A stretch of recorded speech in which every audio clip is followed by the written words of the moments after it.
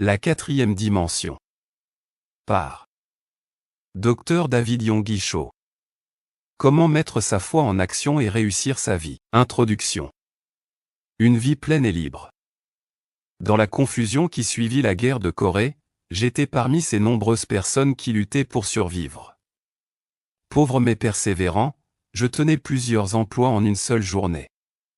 Un après-midi, j'étais occupé à donner des cours, quand soudain, je ressentis comme quelque chose qui s'écoulait, en remontant de l'intérieur de ma poitrine. J'avais l'impression que ma bouche était pleine et que j'allais bientôt étouffer. J'ouvris la bouche, et un torrent de sang en jaillit. J'essayais d'en arrêter le flot, mais il sortait à la fois de la bouche et du nez.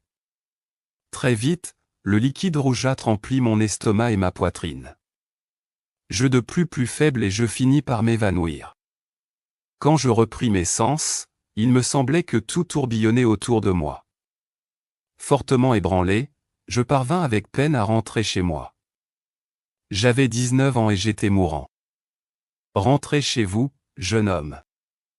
Effrayés, mes parents vendirent aussitôt tout ce qu'ils pouvaient pour me permettre d'aller me faire soigner dans un hôpital renommé. Les médecins se livrèrent à des examens approfondis et rendirent leur diagnostic, j'étais atteint d'une tuberculose incurable. Lorsque j'entendis leurs conclusions, je me rendis compte à quel point j'avais envie de vivre.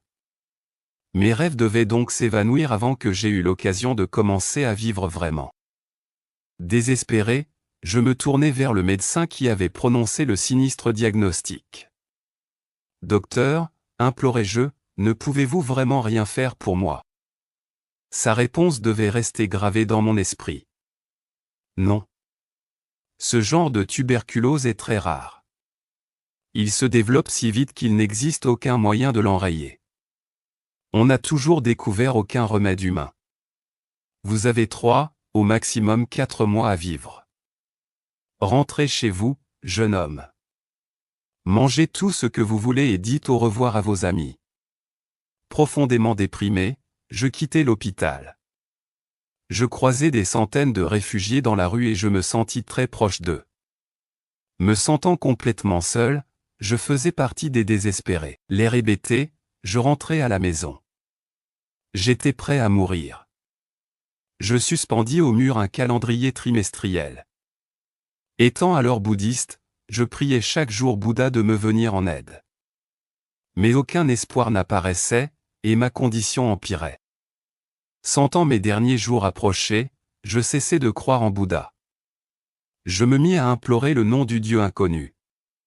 Je ne pouvais alors m'imaginer l'importance que sa réponse allait avoir dans ma vie. Des larmes touchant. Quelques jours plus tard, une jeune lycéenne vint me rendre visite, pour me parler de Jésus-Christ. Elle m'entretint de la naissance virginale, de sa mort sur la croix, de sa résurrection et du salut qui s'obtient par la grâce. Ces histoires n'avaient aucun sens pour moi. Je n'en crus pas un mot et je ne prêtai aucune attention à cette jeune fille ignorante. Son départ eut pour seul effet de me procurer le soulagement. Mais le lendemain, elle était de retour. Elle revint souvent.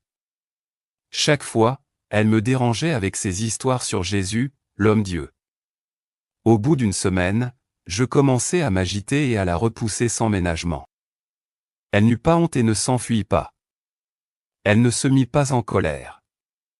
Elle se contenta de s'agenouiller et commença à prier pour moi. De grosses larmes coulèrent sur ses joues, me révélant une compassion qui était tout à fait étrangère à ma philosophie et ma religion de bouddhiste bien organisée et froide. En voyant ces larmes, je fus bouleversé. Il y avait quelque chose de différent chez cette jeune fille. Elle ne se contentait pas de réciter des histoires religieuses, elle vivait ce qu'elle croyait. Ses larmes et son amour me firent prendre conscience de la présence de Dieu. « Mademoiselle, la suppliai-je, ne pleurez pas, s'il vous plaît. Je suis désolé. Je sais maintenant que vous êtes chrétienne et que vous êtes remplie d'amour. Puisque je dois mourir, je veux devenir chrétien pour vous. » Sa réponse fut immédiate. Son visage s'illumina et elle se mit à louer Dieu. Elle me serra la main et me donna sa Bible. « Sondez la Bible », me recommanda-t-elle. Si vous la lisez fidèlement, vous découvrirez les paroles de la vie. C'était la première fois que je tenais une Bible entre les mains. Je l'ouvris au livre de la Genèse, tout en continuant à lutter pour respirer. Elle tourna les pages jusqu'à l'évangile de Matthieu et me dit en souriant, « Monsieur, vous êtes al malade que si vous commencez par la Genèse, je ne pense pas que vous parviendrez jusqu'à l'Apocalypse avant de mourir. Mais si vous lisez d'abord Matthieu, vous aurez le temps. » Je m'attendais à y trouver de profonds enseignements moraux, philosophiques et religieux. Aussi fus-je choqué par ce que j'y lus. Abraham engendra Isaac, Isaac engendra Jacob, Jacob engendra Judas et ses frères. Je me sentais ridicule.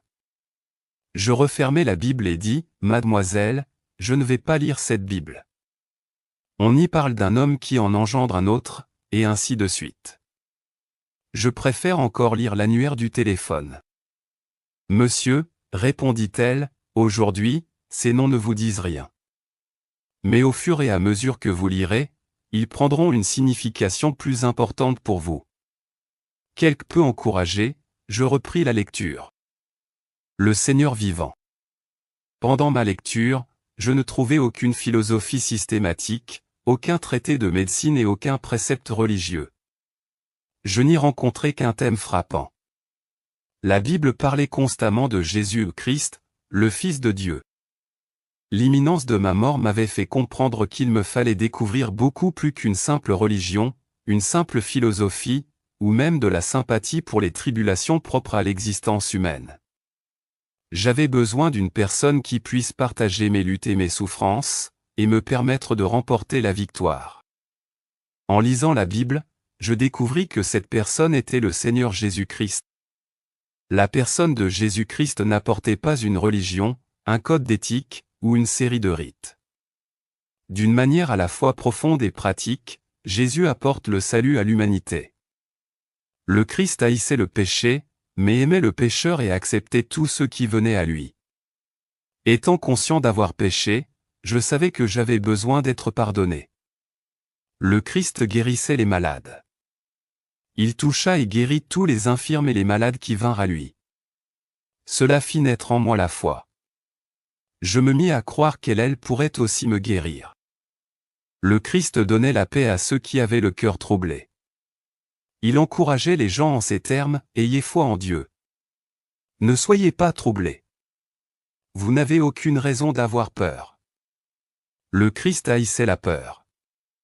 Il montra à l'homme qu'il était né pour vivre par la foi. Le Christ inspirait confiance, et apporta la foi et la paix à ceux qui réclamaient son aide. Ce message extraordinaire fit tressaillir mon cœur. Le Christ ressuscitait les morts. Je n'avais pas trouvé, dans toute la Bible, un seul récit montrant Jésus célébrant un enterrement. Il ramenait les morts à la vie, transformant les cultes funèbres en de magnifiques résurrections. Ce qui me frappa le plus, c'était la miséricorde manifestée par le Christ envers les démoniaques. Pendant la guerre de Corée, bien des gens avaient perdu leur famille et leur travail souffrant de dépression nerveuse, beaucoup finirent par être complètement possédés par le diable. Sans abri, ils erraient sans but dans les rues. Le Christ était également prêt à relever ce défi. Il chassa les démons et rendit une vie normale aux possédés. L'amour du Christ était puissant, touchait les vies et satisfaisait les besoins de tous ceux qui venaient à lui.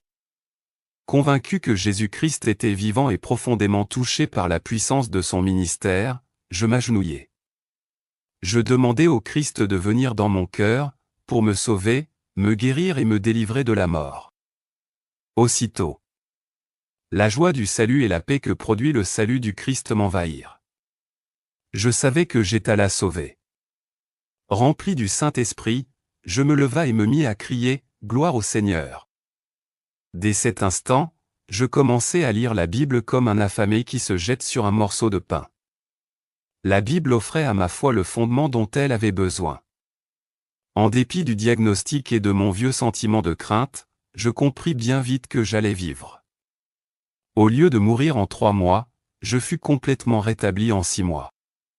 Depuis ce jour-là, je n'ai cessé de prêcher le puissant évangile de Jésus-Christ.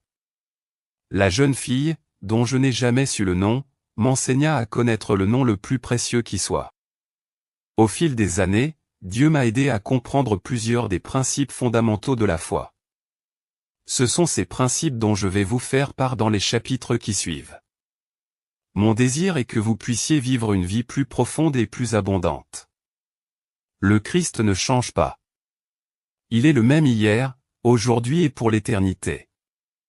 Le Christ veut porter vos fardeaux. Jésus peut vous pardonner et vous guérir, il peut chasser Satan et vous donner confiance, foi et paix. Le Christ veut vous donner la vie éternelle et faire désormais partie de votre vie quotidienne. Si les voleurs viennent pour tuer et détruire, Jésus-Christ vient pour vous donner la vie, une vie riche et libre. Par la présence du Saint-Esprit, Jésus est avec vous, dès maintenant. Il désire vous guérir et vous délivrer de la mort. Il est votre Seigneur. Il est vivant. Mettez votre foi en Jésus-Christ et attendez-vous à un miracle aujourd'hui. Chapitre 1. L'incubation, une loi de la foi. Dieu n'accomplira jamais une de ses œuvres sans passer par votre propre foi. Il est entendu que vous avez la foi, car la Bible dit que Dieu a donné à chacun d'entre nous une certaine mesure de foi. Vous avez la foi. Que vous le sentiez ou non. Vous pouvez essayer de sentir votre foi, de toute façon, quand vous en avez besoin, elle est là. Elle est faite pour être utilisée, comme vos deux bras. Lorsque vous avez besoin de vos bras, vous n'avez qu'à les mettre en action et les utiliser. Je n'ai pas besoin de sentir que mes deux bras pendent bien de mes épaules pour savoir qu'ils sont là. Il existe, cependant, un certain nombre de manières dont la foi s'exerce et vous relie au Père céleste qui habite en vous. La Bible dit que la foi est l'assurance des choses qu'on espère, une assurance qui passe par une première étape de développement qui s'appelle l'incubation. Avant de pouvoir être utilisée de manière totale et efficace. Vous me demanderez peut-être, mais de quoi ai-je besoin? Pour pouvoir utiliser ma foi?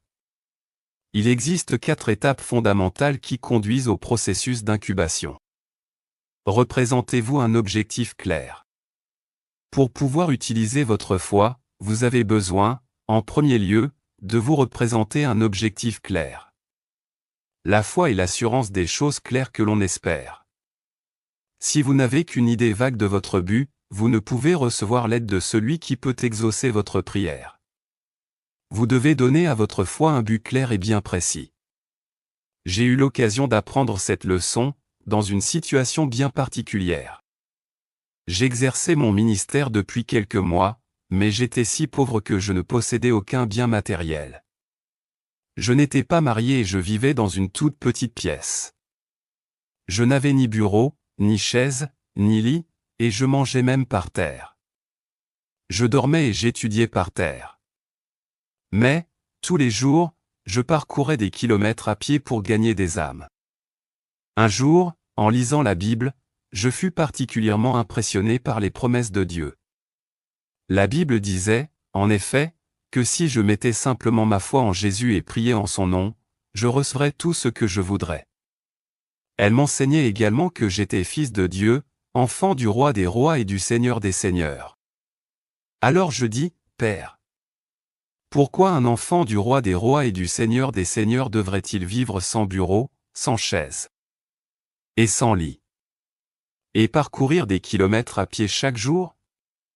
Ne devrais-je pas avoir au moins un petit bureau et une simple chaise pour m'asseoir, et une bicyclette pour aller rendre visite aux gens? Je sentais que, d'après les Écritures, je pouvais demander toutes ces choses au Seigneur. Je m'agenouillai et priai, Père, je te demande, maintenant, de m'envoyer, s'il te plaît, un bureau, une chaise et une bicyclette. Je croyais déjà et louais Dieu. À partir de ce moment-là, je m'attendais chaque jour à recevoir chacune des choses que j'avais demandées. Un mois s'est écoulé, sans réponse. Puis 2, 3, 4, 5, 6 mois. J'attendais toujours, mais rien n'arrivait.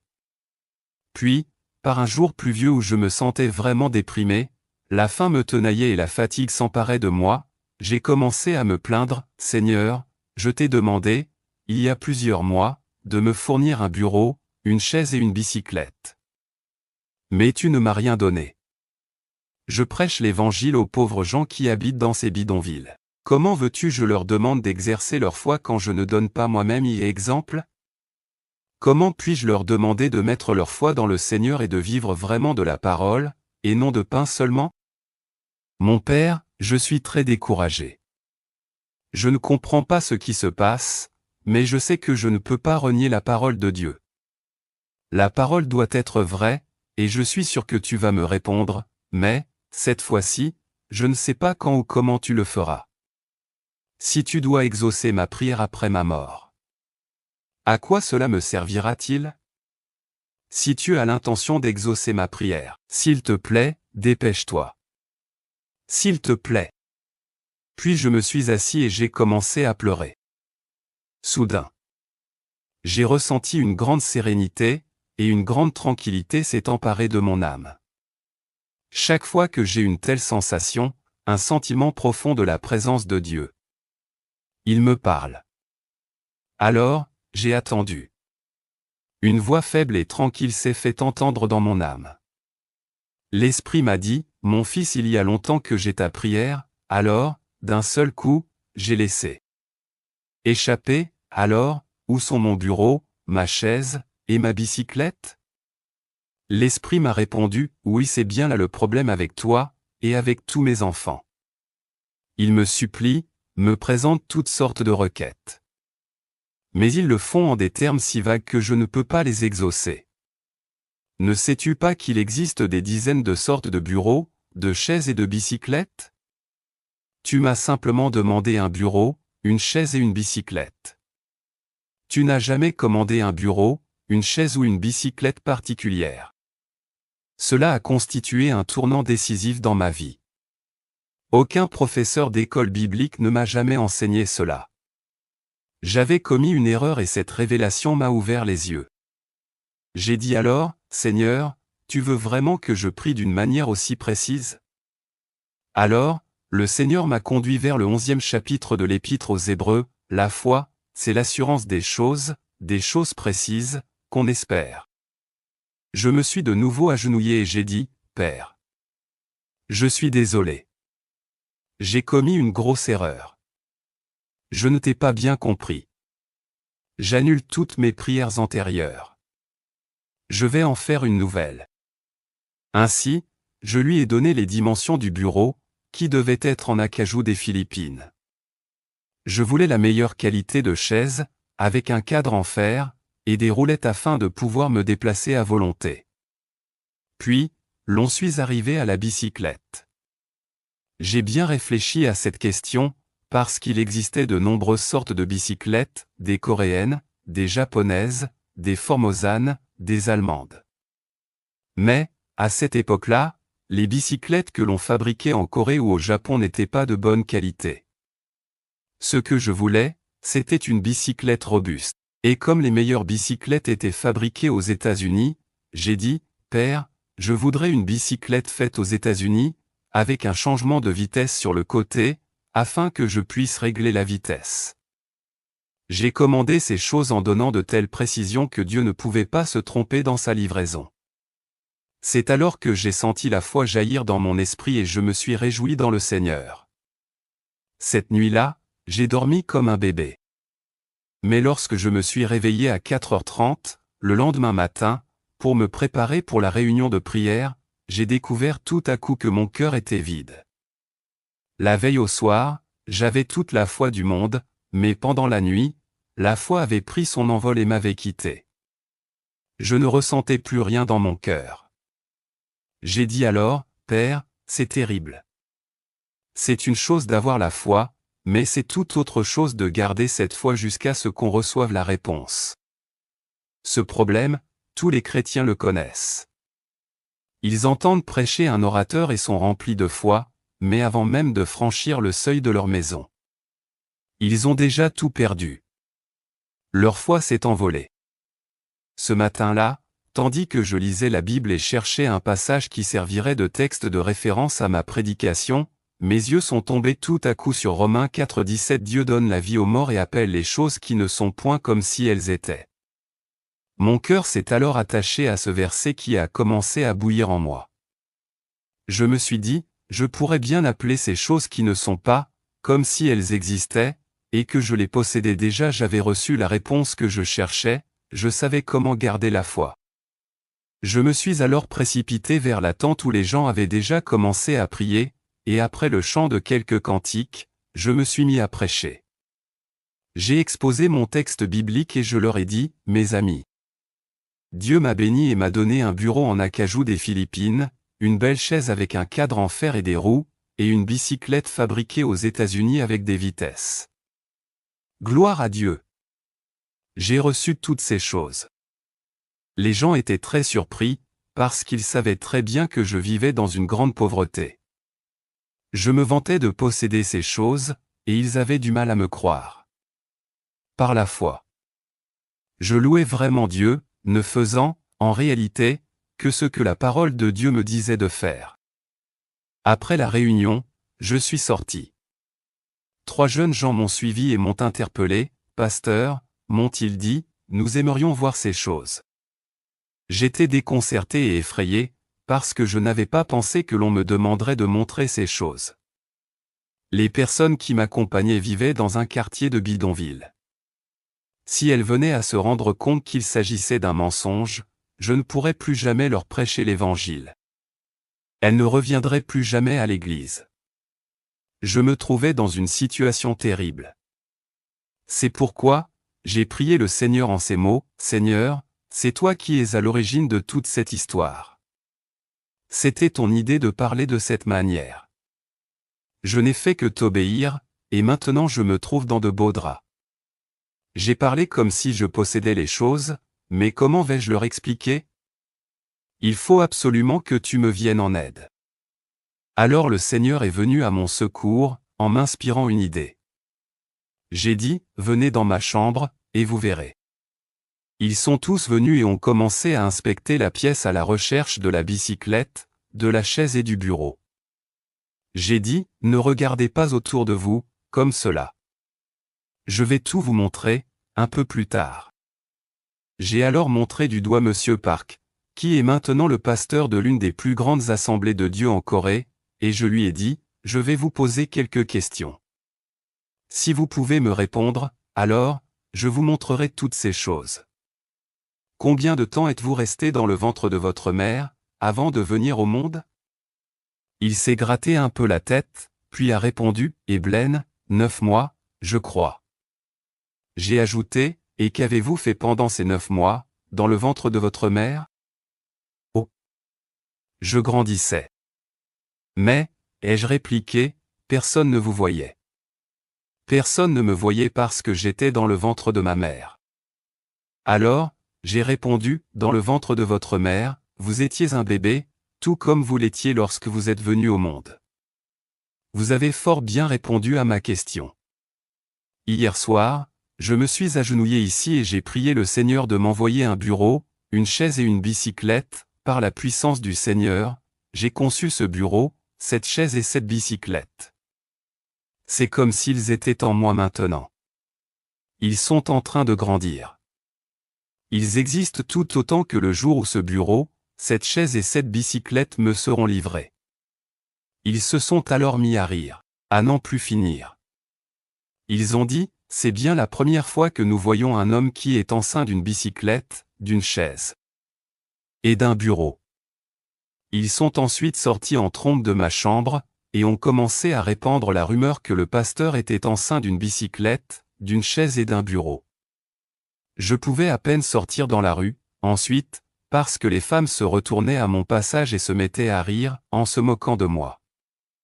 Des jeunes malicieux venaient vers moi, le dimanche, me touchaient l'estomac et me disaient, « Pasteur, vous prenez vraiment du poids. » Mais pendant toutes ces journées, je savais que ces choses-là grandissaient en moi. Cela prenait simplement du temps, comme il en est pour une mère qui doit donner naissance à son enfant. Il faut également du temps pour que vous donniez naissance à des objectifs clairs. Je louais continuellement le Seigneur, et, sans l'ombre d'un doute, j'ai reçu chacune des choses que j'attendais, quand l'heure est arrivée. J'ai reçu exactement ce que j'avais demandé, un bureau en acajou des Philippines, une chaise fabriquée dans les ateliers de la compagnie japonaise Mitsubishi, avec des roulettes, pour que je puisse me déplacer sans difficulté, et une bicyclette presque neuve avec des vitesses, qui avait appartenu au fils d'un missionnaire américain.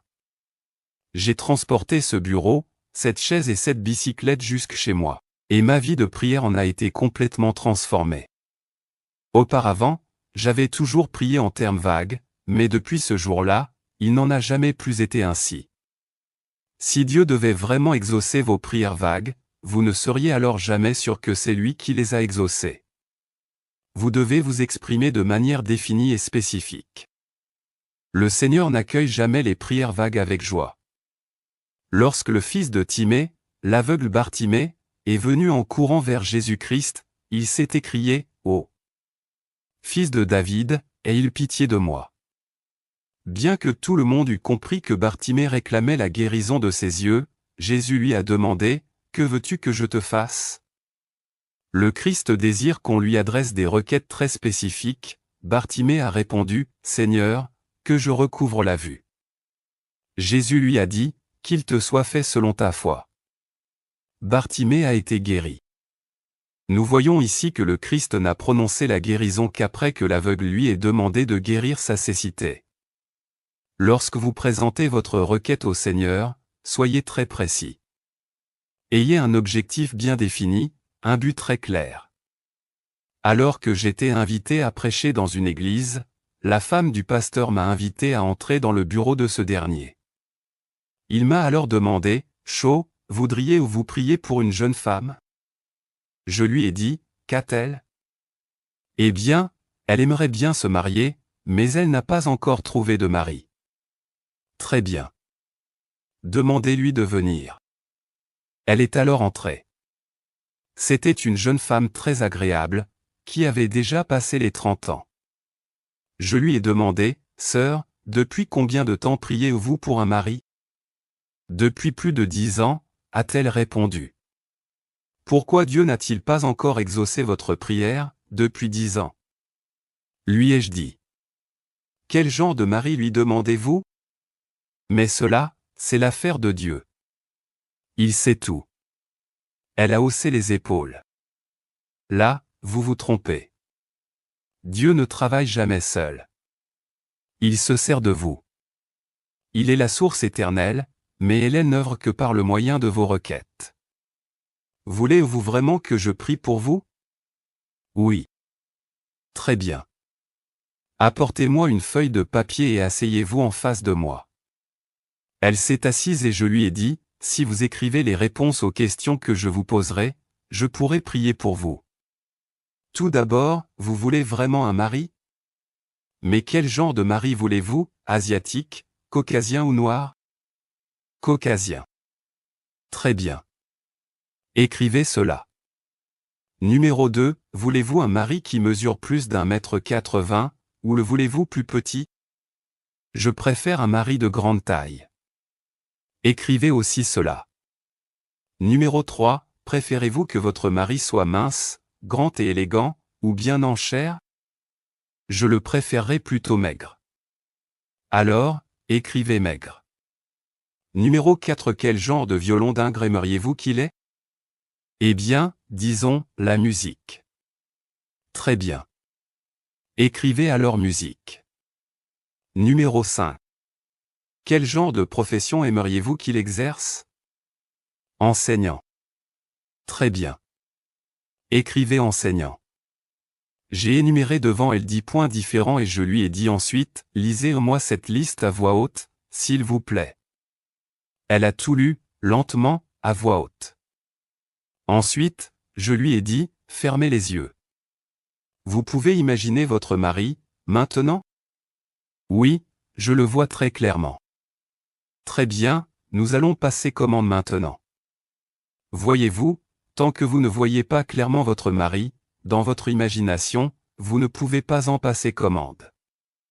Car Dieu ne va jamais pouvoir vous répondre. Vous devez le voir clairement, avant même de commencer à prier.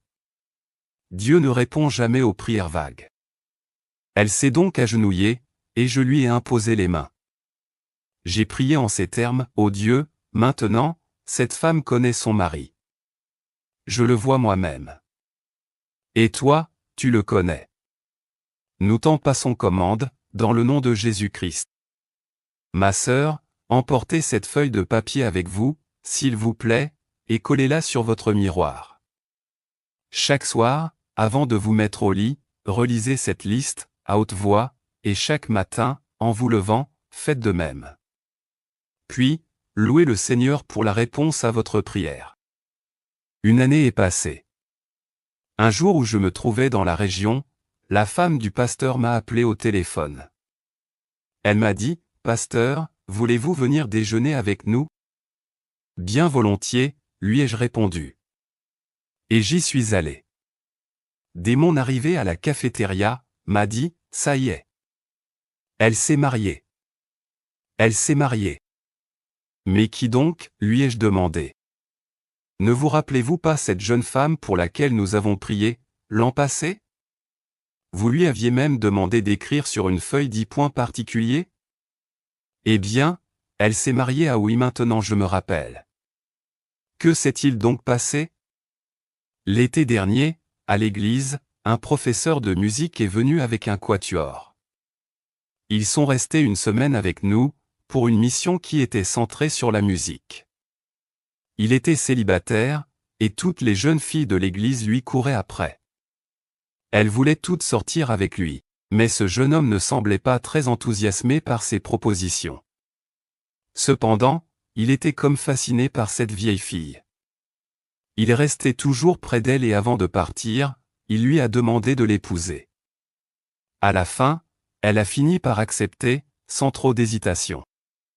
Ils se sont mariés dans cette église même, et le jour de ce grand événement, sa mère a lu la fameuse feuille avec ses 10 points, devant tous les invités, puis elle l'a déchirée. Cela ressemble vraiment à une histoire, mais en fait, ce n'est que la stricte réalité. J'aimerais vous rappeler une chose, Dieu est en vous. Dieu n'œuvre jamais indépendamment de vous, en ce qui concerne votre vie. Il ne peut œuvrer qu'au travers de vos pensées et de vos croyances. Ainsi, chaque fois que vous voulez qu'elle vous réponde, vous devez lui présenter des objectifs très précis. Ne dites pas « Ô Dieu bénis-moi, bénis-moi ». Savez-vous combien de bénédictions sont contenues dans la Bible? Plus de 8000. Si vous dites « Ô Dieu, bénis-moi », Dieu vous demandera peut-être « Laquelle de ces 8000 bénédictions désires-tu » Alors, soyez un peu plus précis. Prenez votre cahier et écrivez-y ce que vous voulez, de manière précise. Lorsque je demande à Dieu d'accorder un réveil à notre Église, je mentionne toujours des chiffres exacts. En 1960, j'ai commencé à prier en ces termes, « Ô Dieu, donne-nous 1000 membres de plus chaque année. » Et jusqu'en 1969, 1000 membres ont été ajoutés à mon Église chaque année. Mais en 1969, j'ai changé ma manière de raisonner. J'ai dit, si Dieu peut nous donner 1000 membres de plus par an, pourquoi ne pas lui demander de nous en donner 1000 de plus par mois? Ainsi, en 1970, j'ai commencé à prier de cette manière, Père, donne-nous 1000 membres par mois. Ainsi, en 1970, j'ai commencé à prier de cette manière, Père, donne-nous 1000 membres par mois. Au début, il nous en a donné 600, puis un peu plus de 1000 par mois. L'an dernier, nous en avons accueilli plus de 12 000 dans notre Église. Cette année, nous nous sommes fixés un but plus élevé, nous voulons accueillir plus de 15 000 membres supplémentaires.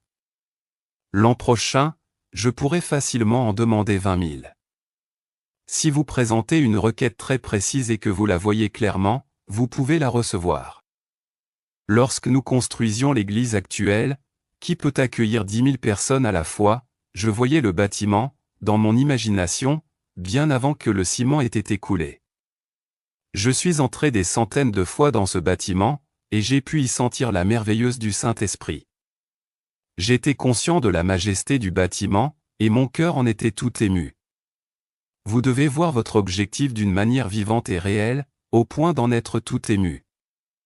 Si vous n'appliquez pas cette loi de la foi, vous n'obtiendrez jamais la réponse à toutes vos prières. Dans mes requêtes, je m'efforce de voir d'une manière particulièrement claire. Je fais en sorte de voir mon objectif d'une manière vivante, au point d'en être enthousiasmé. C'est alors que la première condition est remplie. Ayez un désir brûlant. Deuxièmement, si vous avez une vision vivante, vous devriez également avoir un désir brûlant de voir se réaliser vos objectifs. De nombreuses personnes prient au hasard, Dieu exauce ma prière.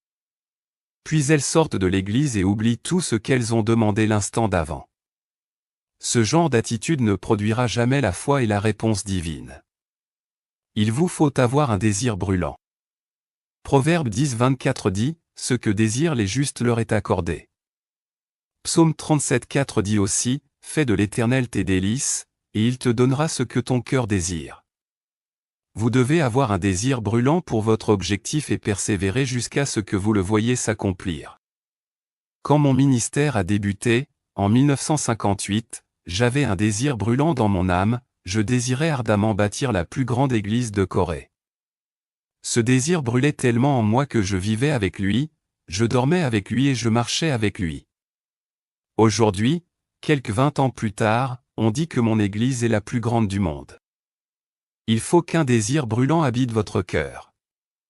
Si vous ne le possédez pas, attendez et demandez à Dieu de placer son propre désir dans votre cœur. Dieu n'aime pas les tièdes, il ne peut travailler qu'avec ceux qui sont bouillants. Si donc vous possédez un désir brûlant, vous en verrez les fruits. Priez pour avoir de l'assurance.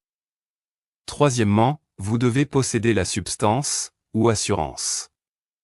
En français. L'on peut traduire ce terme titre de propriété, ou document légal.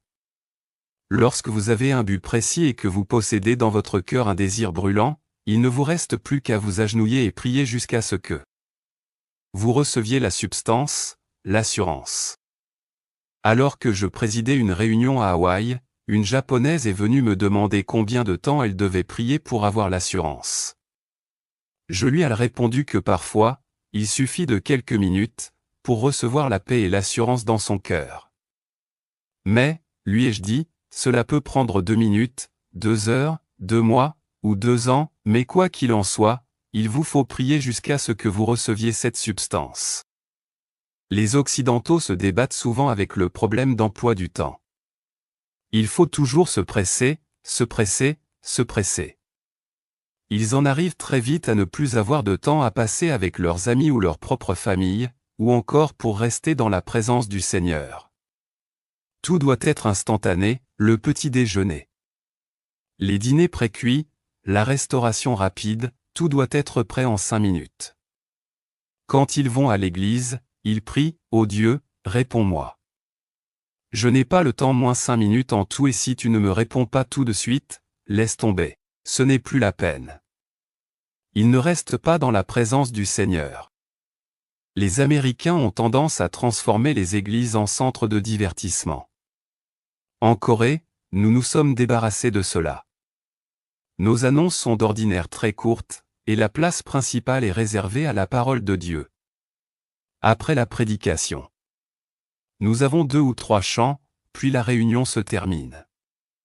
C'est toujours la parole de Dieu qui tient la vedette. J'ai été invité, un soir, à prêcher dans une église de l'Alabama, aux États-Unis. La réunion commençait à 7 heures, les annonces et la partie musicale ont duré près de 2 heures. Je me suis pratiquement endormi, à rester assis à ma place. Les gens semblaient se fatiguer, eux aussi. Le pasteur est enfin venu vers moi pour me dire, « Shaw, essayez de ne pas parler plus de 10 minutes, s'il vous plaît. Nous avons un programme excellent à la télévision, ce soir, je voudrais que vous ne prêchiez que 10 minutes. » J'étais venu de Corée, sur son invitation, pour ne parler que 10 minutes. Il est impossible, dans une telle église, de recevoir la pleine bénédiction du Seigneur. À l'église il faut rester dans la présence du Seigneur. Le louer, et également prêcher la parole de Dieu. C'est de cette manière que l'on édifie la foi. Il convient de rester dans la présence du Seigneur jusqu'à ce que l'on reçoive l'assurance. Le jour où nous avons eu besoin de 5 millions de dollars pour construire l'église pour laquelle nous avions déjà signé le contrat, j'avais une vision claire, un but précis et un désir brûlant de construire un bâtiment qui pourrait accueillir 10 000 personnes, mais mon cœur était rempli de crainte. Je tremblais, j'avais peur, je n'avais aucune assurance. Je ressemblais à un lapin terrifié. Ces 5 millions avaient à mes yeux l'aspect du mont Everest. Les riches étrangers pensent sans doute qu'1 million de dollars n'est rien. Il en va tout autrement pour les Coréens. Je me suis donc mis à prier avec l'angoisse d'un mourant. J'ai dit, Seigneur, les ouvriers se sont déjà mis au travail, mais je n'ai toujours aucune assurance. Je ne sais absolument pas où je vais trouver cet argent. J'ai commencé à ressentir les douleurs de l'enfantement. 1 mois est passé, et je n'avais toujours ni paie ni assurance. Un second mois s'est écoulé, et je passais une partie de mes nuits à prier. Je sortais du lit, me traînais jusqu'à un coin de la chambre et répandais mon cœur devant Dieu, avec larmes et sanglots. Ma femme pensait que je perdais la tête, mais j'étais mentalement aveugle.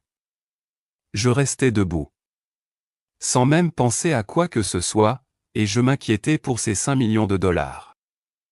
Après avoir prié sans cesse pendant près de 3 mois, un beau matin, ma femme m'appela, « Chérie, le petit déjeuner est prêt. » Je suis sorti de mon bureau, et m'apprêtais à m'asseoir à table, lorsque soudain, les cieux se sont ouverts, et le Seigneur a répandu dans mon âme ses merveilleuses bénédictions.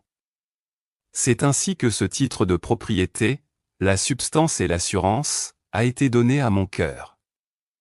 Je me suis élancé et j'ai commencé à crier, « Je l'ai, je l'ai. Je l'ai. » Ma femme est sortie de la cuisine et j'ai pu voir que son visage était très pâle. Elle avait peur. Et, me prenant par la main, elle m'a dit, « Chérie, mais qu'est-ce qui t'arrive? Tu vas bien, oui? Assieds-toi un instant. » Je l'ai lui ai-je répondu. « Mais qu'as-tu donné? » J'ai mes 5 millions, lui ai-je dit, l'air sûr de moi. Alors, elle m'a répondu « Mais tu es vraiment fou. » Maintenant. Complètement fou. Mais chérie, ces 5 millions, je les ai, ici, dans mon cœur. Ils sont en train de pousser. Oui, ils poussent. Ces 5 millions étaient devenus comme un petit galet, dans la paume de ma main. J'ai pris avec assurance. Ma foi s'activa et je saisis ces 5 millions de dollars. Ils m'appartenaient, j'avais la substance, et quand vous avez la substance. Le titre de propriété, le document légal que vous voyez ces choses ou non, elles doivent à tout prix parce que, légalement, elles vous appartiennent. C'est pourquoi vous devez prier jusqu'à ce que vous possédiez cette assurance. J'ai prié pendant la première partie de cette année et Dieu m'a donné l'assurance que mon Église atteindrait bientôt les 50 000 membres. Je les ai alors revendiqués, et dans mon cœur, je les ai vus. Ces membres sont en moi. Ils poussent, et si la vision prend forme en moi, le même phénomène se passera à l'extérieur. Voici le secret, priez jusqu'à ce que vous possédiez la substance, l'assurance. Parlez le langage de la parole. Quatrièmement. Vous devez donner des preuves de votre foi. La Bible dit que Dieu a ressuscité les morts. Cela signifie que Dieu a accompli des miracles et a appelé les choses qui ne sont pas comme si elles étaient. Abraham était âgé de 100 ans, et Sarah de 90 ans. Ils avaient un but précis, avoir un fils. Ils avaient le désir brûlant d'avoir un fils, et ils ont prié pour cela pendant 25 ans. À la fin, Dieu leur a fait une promesse. Et dès qu'ils ont reçu l'assurance, Dieu a changé leur nom, on ne t'appellera plus Abraham, mais ton nom sera Abraham, car je te rends père d'une multitude de nations et tu ne donneras plus à Saraï, ta femme, le nom de Saraï, mais son nom sera Sarah. Abraham a protesté et dit, « Père, les gens vont se moquer de nous.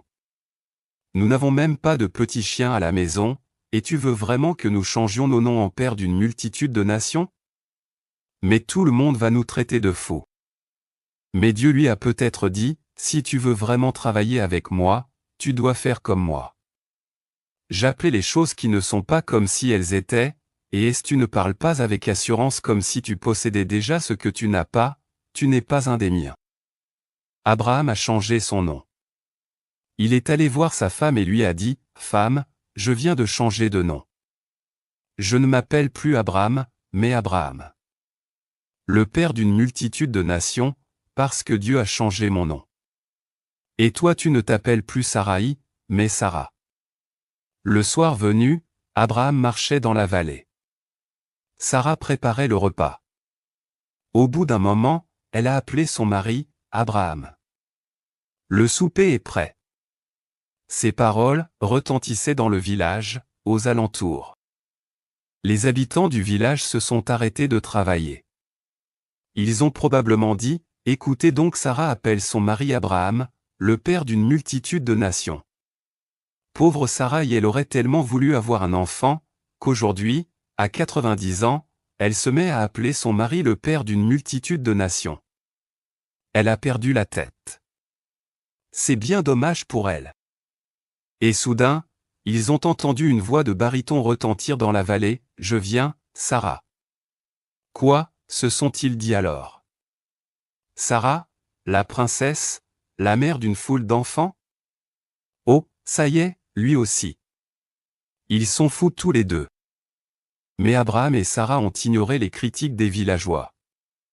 Ils ont continué à s'appeler respectivement le père d'une multitude de nations et la princesse, et conformément au nom qu'ils ont adopté, à ce qu'ils ont osé affirmer, ils ont eu un magnifique fils, Isaac, nom qui signifie « sourire ». Frères et sœurs, aimez-vous voir un sourire? Aimez-vous que l'on sourie chez vous? Aimez-vous rencontrer des sourires dans votre travail ou à l'église? Utilisez la loi de la foi, vous verrez alors la naissance d'Isaac se répéter dans votre vie. Les miracles ne sont pas le fruit de combats aveugles. Le monde spirituel a ses propres lois. Vous disposez dans votre cœur de ressources inépuisables. Dieu habite en vous, mais il ne peut rien faire en votre faveur sans entrer dans votre vie. Dieu pourra alors collaborer avec vous pour accomplir de grandes choses. Dieu est toujours le même, car Jéhovah ne change pas, mais il ne peut se manifester qu'à celui qui accepte d'abord de changer. Dieu s'est servi de Moïse et de Josué, et d'autres hommes qui étalent des géants de la foi. Ils sont tous morts, et ceux qui leur ont survécu ont commencé alors à rétrograder, et Dieu a cessé de manifester sa puissance. Dieu désire se manifester par votre intermédiaire, aujourd'hui, tout comme il s'est manifesté par l'intermédiaire du Christ, il y a 2000 ans. Il est tout aussi puissant qu'elle l'était auparavant, et il compte sur vous. Je prétends pouvoir bâtir une église de plus de 10 000 membres, très facilement, aux États-Unis, en Allemagne ou au Japon, car la vision d'une église ne dépend pas du monde extérieur, mais de ce qui se trouve dans le cœur d'un homme ou d'une femme. Ce que vous enfantez, dans votre cœur et votre intelligence, ne tardera pas à se manifester dans les circonstances de votre vie. Veillez sur votre cœur et votre intelligence, plus que sur tout le reste. N'essayez pas de trouver la réponse chez quelqu'un d'autre, car elle vient dans votre esprit, et ensuite elle se concrétisera dans les circonstances de votre vie. Revendiquez et parlez le langage de l'assurance, car vos paroles sont appelées à créer. Dieu a parlé, et le monde entier a été créé. Parole est la matière dont l'esprit se sert pour créer. C'est pourquoi vous parlez, car c'est très important. L'Église d'aujourd'hui a oublié l'art de donner des ordres. Les chrétiens deviennent des mendiants perpétuels. Nous ne faisons, en effet, que mendier. Sur le rivage de la mer Rouge, Moïse a mendié, « Ô Dieu, aide-nous, les Égyptiens arrivent. » Dieu l'a repris et lui a dit, « Moïse, pourquoi cries-tu vers moi? Donne tes ordres, et la mer Rouge s'ouvrira. » Il est des moments où il convient de prier, mais il en est d'autres où il faut donner des ordres. Lorsque vous êtes dans votre chambre, il convient de prier, mais lorsque vous allez sur le champ de bataille, vous devez prononcer des paroles créatrices. Quand on lit le récit de la vie de Jésus-Christ, on se rend compte qu'il donnait toujours des ordres. Il priait toute la nuit, puis allait au front et commandait aux gens d'être guéris. Il commandait au diable de sortir. Il ordonnait à la mer de se calmer. Quant à ses disciples, Ils ont fait exactement la même chose. Pierre a ordonné au mendiant, « Je n'ai ni argent, ni or, mais ce que j'ai, je te le donne, au nom de Jésus-Christ de Nazareth, lève-toi et marche devant le corps d'une femme qui venait de mourir. » Pierre a donné cet ordre, « Dorcas, lève-toi, » à l'infirme de Lystre. Paul a ordonné, « Lève-toi, droit sur tes pieds. » Il a exprimé la parole créatrice. La Bible dit de guérir les malades. Dans Jacques, elle déclare, « La prière de la foi sauvera le malade. » Dieu nous demande clairement de guérir les malades.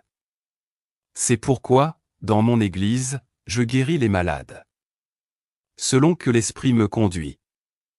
Je me tiens simplement devant eux et proclame, « Vous êtes guéris, levez-vous et mettez-vous debout. » Je proclame ainsi les différentes guérisons, et des centaines de personnes ont été guéries. Il y a quelques mois, je présidais une réunion dans un pays occidental. Ce soir-là, nous avions un auditoire de près de 1500 personnes, entassées dans la salle, et devant moi, se trouvait une femme qui était assise dans une chaise roulante. Elle était si tordue que j'en étais déprimé. J'ai prié, « Seigneur, pourquoi as-tu permis qu'elle soit là, devant moi?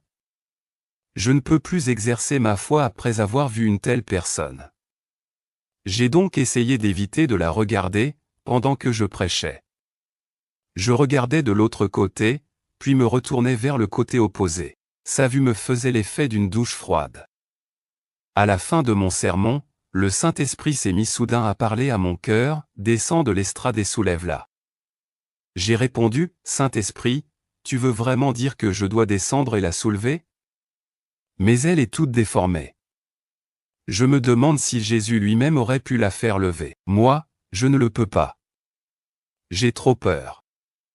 Mais le Saint-Esprit a dit, « Vas-y et soulève-la. » J'ai refusé. J'ai dit, « Non, j'ai bien trop peur. » J'ai ensuite commencé à nommer tous les types de maladies que le Saint-Esprit était en train de guérir, en dehors du cas de cette femme. Une femme aveugle a d'abord été délivrée. Elle a eu si peur lorsque je l'appelai, qu'elle a poussé un cri et s'est évanouie dès que ses yeux s'ouvrirent. Alors les guérisons ont commencé à s'opérer, un peu partout dans l'auditoire.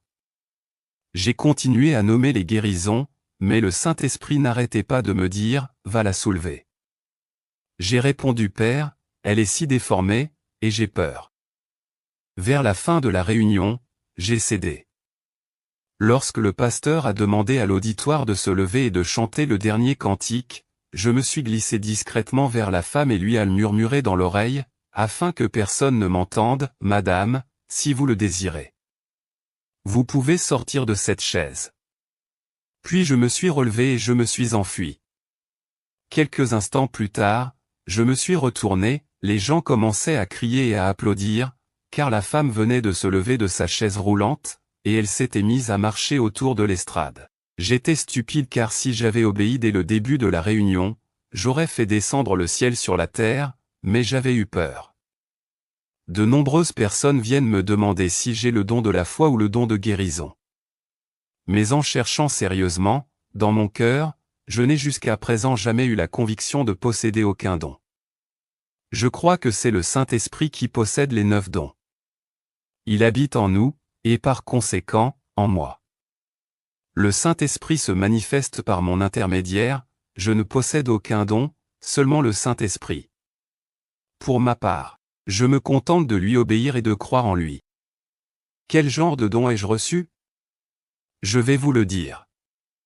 C'est le don de la hardiesse. Grâce au don de la hardiesse, nous pouvons nous lancer par la foi, alors le Saint-Esprit vient derrière nous. La Bible ne dit jamais que les signes nous précèdent, elle déclare au contraire qu'ils nous suivent. Pour que le signe vous suive, il faut que vous le précédiez, vivez suivant la loi de l'incubation, et vous verrez de nombreux signes se manifester dans votre vie. Vous possédez les ressources nécessaires en vous. Vous connaissez maintenant les éléments de l'incubation, pour utiliser votre foi. Ayez un but et un objectif précis. Ayez un désir brûlant, puis priez jusqu'à ce que vous receviez la substance, l'assurance. Enfin, parlez selon l'assurance que vous avez reçue.